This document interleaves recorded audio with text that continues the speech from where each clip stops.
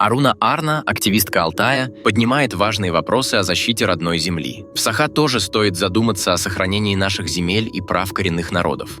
И посмотрите, какая прекрасная природа на Алтае. Это Катунь, горы, великие горы Алтая. Но кто сможет за такие деньги себе позволить отдохнуть?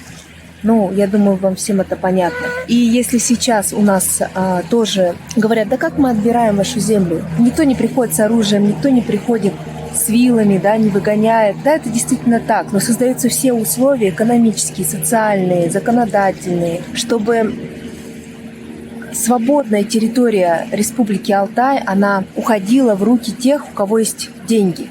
Поэтому